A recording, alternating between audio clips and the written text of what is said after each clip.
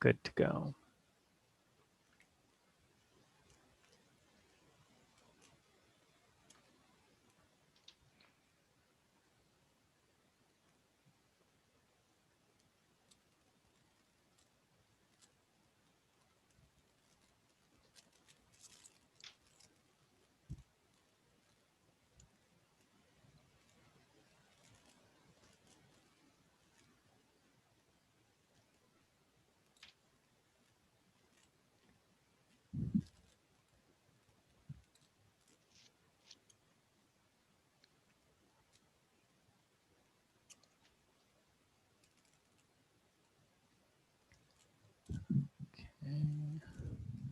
So YouTube is good to go, and I'm gonna go ahead and start recording. Okay. And so when it rolls over, we're good to start. Great.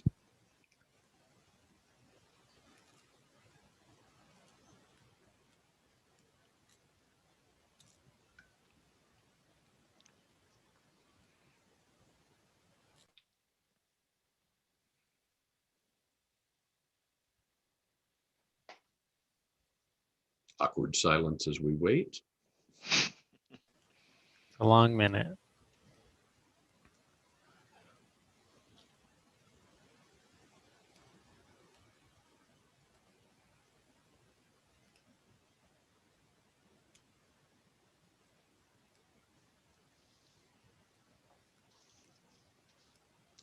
Okay, good evening. It is Wednesday, February 10th, 2021.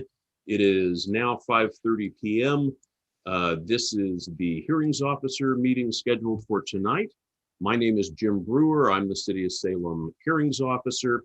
I'm going to go through the order of proceedings for tonight's case, which is CU-SPR 21-01.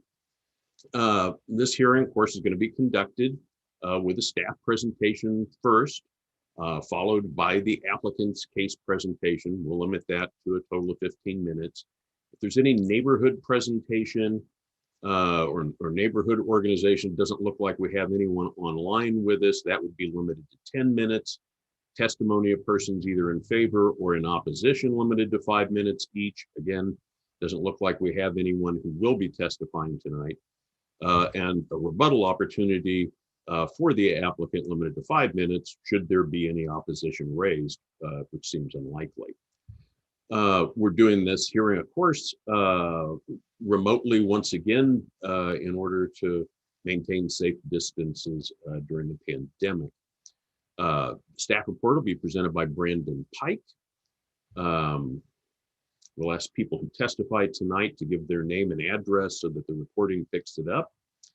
I will remind people that if you testify tonight, you can request a continuance to address additional documents or evidence submitted in favor of the application. If a request is made, identify that new document or evidence during your testimony, and I can determine whether a continuance is warranted. Persons testifying tonight may also request that the record remain open for 7 additional days so that they can submit additional written evidence. I want to direct everyone's attention to the applicable criteria that are found in the notice. The testimony and evidence for the public hearing tonight must be directed towards these criteria because that's really my only source of authority for making a decision. So for the conditional use pursuant to SRC 240.005 sub D, an application for a conditional use permit shall be granted if the following criteria are met. 1, the proposed use is allowed as a conditional use in the zone. 2, the reasonably likely adverse impacts of the use on the immediate neighborhood can be minimized through the imposition of conditions. And 3, the proposed use will be reasonably compatible with and have minimal impact on the livability or appropriate development of surrounding property. For the Class 3 site plan review pursuant to SRC 220.005 sub F sub 3, an application for a Class 3 site plan review shall be granted if A, the application meets all the applicable standards of the UDC, B, the transportation system provides for the safe, orderly, and efficient circulation of traffic into and out of the proposed development and negative impacts to the transportation system are mitigated adequately, C, parking areas and driveways are designed to facilitate safe and efficient movement of vehicles, bicycles, and pedestrians. And D, the proposed development will be adequately served with city water, sewer, stormwater facilities, and other utilities appropriate to the nature of the development. As a reminder to anyone who testifies tonight, failure to raise issues accompanied by statements or evidence sufficient to afford the city or other parties the opportunities to respond to the issue precludes appeal to the State Land Use Board of Appeals based on that issue. If there's a point you want to make, this is the time and place to do it, or you may not be able to later. Failure of the applicant to raise constitutional or other issues relating to proposed conditions of approval with sufficient specificity to allow the local government or its designee to respond to the issue includes an action for damages in circuit court. Same thing. If there's a problem with a condition, this is the time and place to raise them. Are there any objections on jurisdictional grounds on the holding of the hearing? Meaning this isn't the kind of stuff that ought to be in front of the hearings officer. See Mr. Cross coming up to object? Oh, okay. This is CUSPR 21-01. Mr. Pike, may we have the staff report, please? Thank you, Mr. Hearings Officer. I will begin sharing my screen here. Oh, whoops.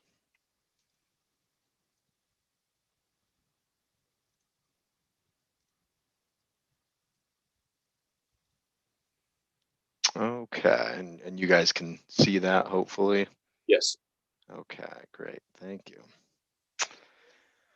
All right, good evening. My name is Brandon Pike. I'm a Planner 1 with the Community Development Department. Tonight, I'm here to discuss conditional use and site plan review case number CU-SPR 21-01 for 1977 Claxter Road Northeast. At this time, I would like to request that the staff report, attachments, and this presentation be entered into the record. And they will be. Thank you. The applicant is requesting a conditional use permit consolidated with a Class 3 site plan review to construct 10 above ground storage tanks with a concrete containment basin, a loading facility, and expansion of a vehicle use area for an existing heavy wholesaling use. The consolidated application was filed in October and deemed complete in January of this year. The state mandated 120-day decision deadline is May 19th of this year.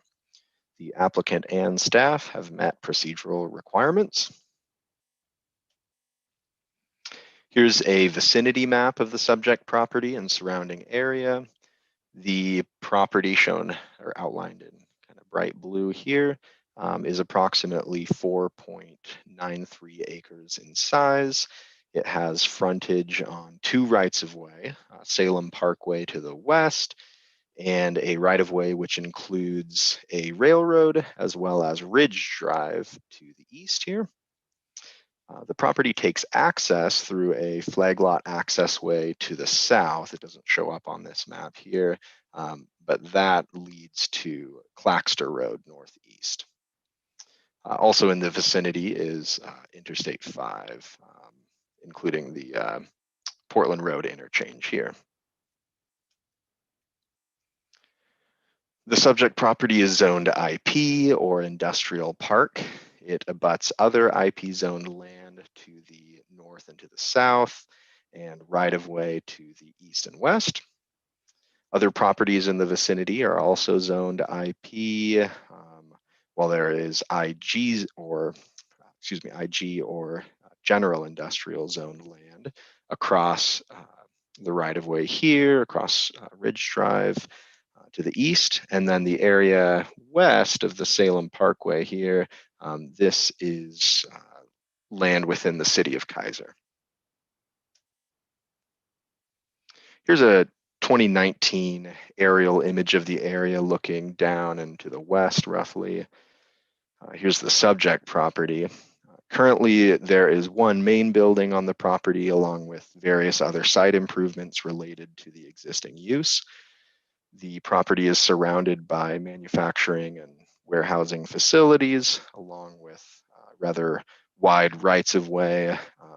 Again, Salem Parkway to the west here, and the right of way, which includes Ridge Drive as well as the railroad to the east.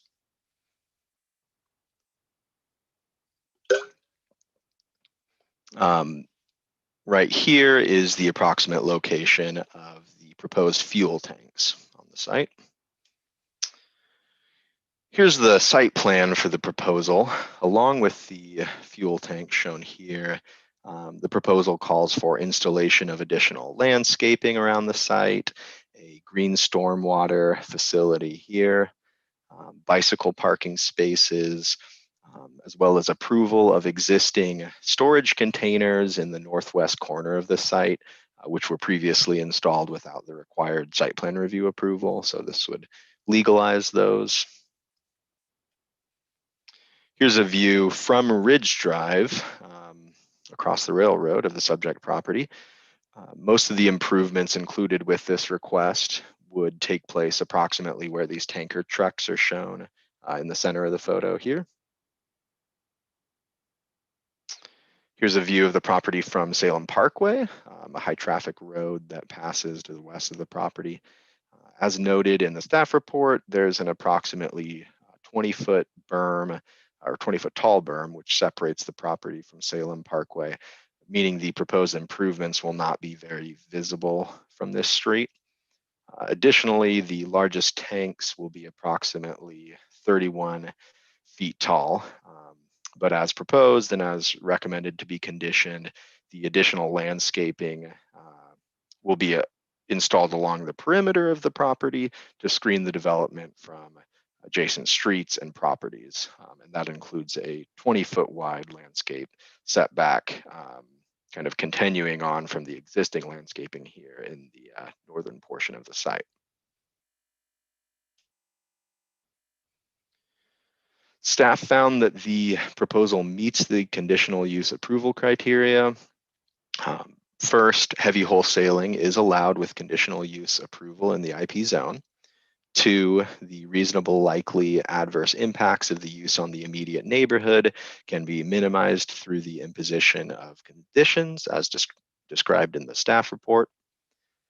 And 3, as described in both the staff report and the applicant's written statement, the proposed development will be reasonably compatible with and have minimal impact on livability or appropriate development of surrounding property. Also, staff finds the proposal meets the criteria for site plan review with 2 recommended conditions of approval. 1, to ensure the proposal includes the necessary stormwater facilities to serve the site, and 2, to include landscaping as required in the zone.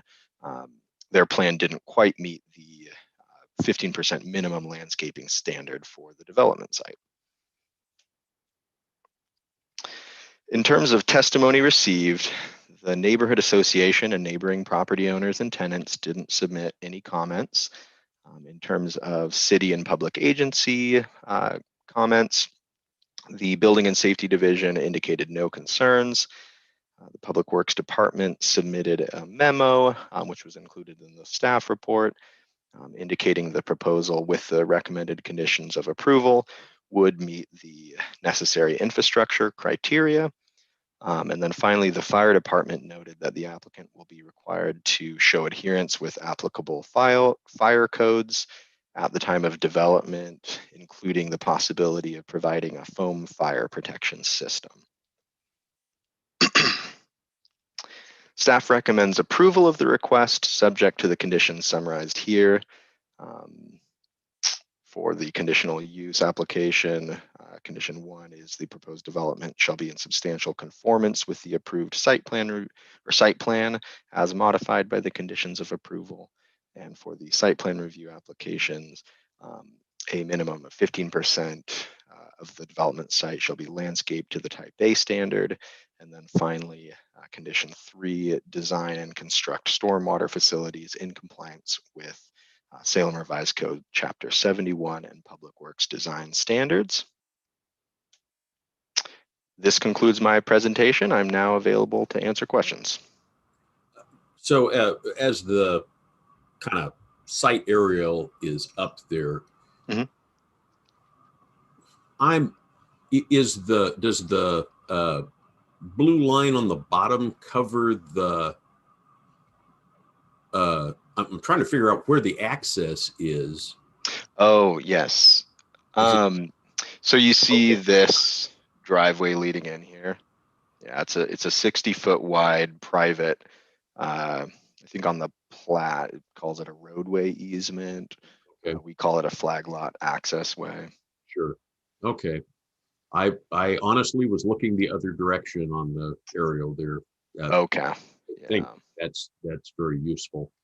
Uh, it- did staff give consideration to the bicycle parking on this site? Is it likely that we're going to have bicycles here ever? I mean, we have minimum bike standards for practically every use in the city. I know it. I just Right. really, um, I recall doing one for like a Les Schwab store, uh, where Mhm. they were perfectly happy to put them in, but they also said, people don't come to buy tires on their bicycles, but maybe employees would. Right, and I think that's kind of our thinking is that this site employs a number of people, and um, it's you know, possible. Okay. yeah. Okay. I'm, I certainly understand the standard and I understand the intent. Uh, I'll live with that. Uh, so with that, I don't have any more questions. You've done a very thorough job on the staff report. Let's see what the applicant would like to say. And Mr. Tross, are you there? Good to see you. Hi, nice to see you too, if you can see me. I can. And good, well, nice to see you and everyone. It's nice to speak to people without a mask, Mhm. or without a mask on. Actually, I was going to put a mask on just to do it, but but this is better. So thank you, It will Mr. muffle your microphone. So Yeah, that's right. It's hard enough. Oh, so good to see everyone. For the record, this is Jeff Truss, Truss Consulting Inc., 1720 Liberty Street Southeast, Salem, 97302. Here this evening to present this application on behalf of the applicant, Mark Nelson Oil Company, which is operated by Peter Nelson, who is the managing director. He is not with us this evening, but I will make comments on his behalf. So at the outset, I concur with the staff report and the conditions of approval. So we won't be raising any objections or issues in that regard. And for that reason, I'll keep my comments abbreviated to a little bit of background for why this application is being made. First, this company has been at this location with the very same type of business operation since 2002. Prior to that time, it was located on Silverton Road, where it had been since 1978. The company has actually been operating in Salem since 1935. So this is quite a long-standing family-owned corporation or family company, family business. It's in its second or third generation of ownership now, which is something we don't see too often. The company was essentially forced to move off of its prior location on Silverton Road when the city acquired its property for a street improvement project, which was known as the Pine Street Fairgrounds Road project, which is in existence today. It's a new expanded intersection, and the company had to move, and they found this location and also received a conditional use permit to locate here back in 2002. So the proposal tonight, which is for new above ground petroleum product storage tanks, bulk fuel storage tanks as they're called, is not a new business. It's not a new part of their business. It's something that they've been doing all along, basically. They're a supplier to the Salem area, outlying communities, agricultural operations in the Mid-Valley, and so forth. They supply quite a variety of fuels and chemical products to both retailers, wholesalers, and direct to customers. The new storage tanks will be quite an improvement over their existing operation. They currently have some storage tanks on site at the east side of the building, but they also have underground storage tanks elsewhere in the city. And those storage tanks date from the mid to late 1940s. They're at the end of their service life. There's the hazard of underground leakage, which is no good for anybody. So these new tanks will be built above ground. As Mr. Pike discussed, they'll be within a containment structure. They'll be built to current building and fire code standards. A really good improvement, not only for the company, but for the community in general. There'll be no change in traffic levels. The activity will use the same access. And as you pointed out, and with regards to your question, Mr. Brewer, this is a rather unusual access to this property. It's a 60-foot wide access easement that serves several industrial activities between Mark Nelson Oil Products and the public section of Claxter Road down to the south.